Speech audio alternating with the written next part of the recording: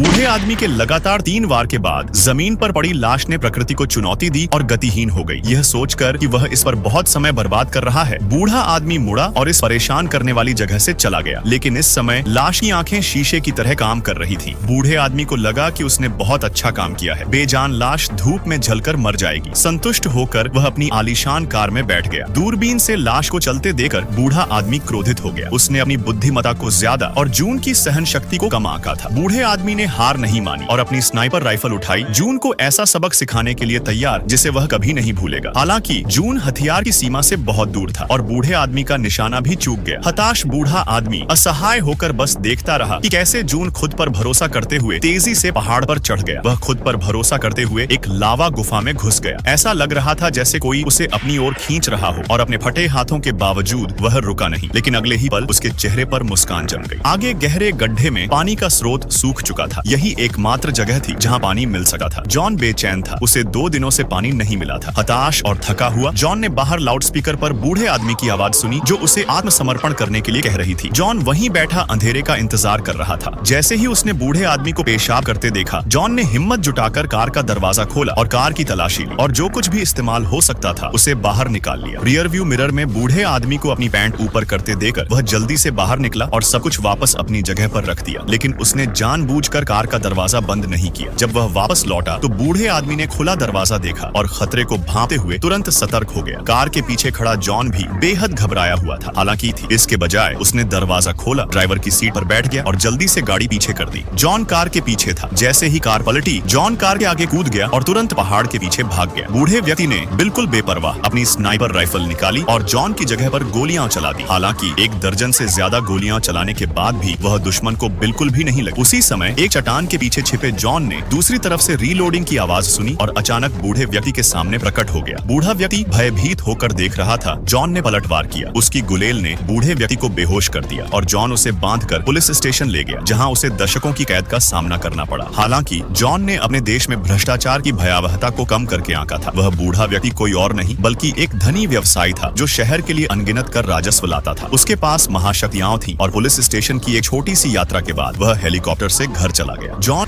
बूढ़ा आदमी आधी रात को जॉन के घर में घुस गया, जहां जॉन काफी देर से दरवाजे पर इंतजार कर रहा था।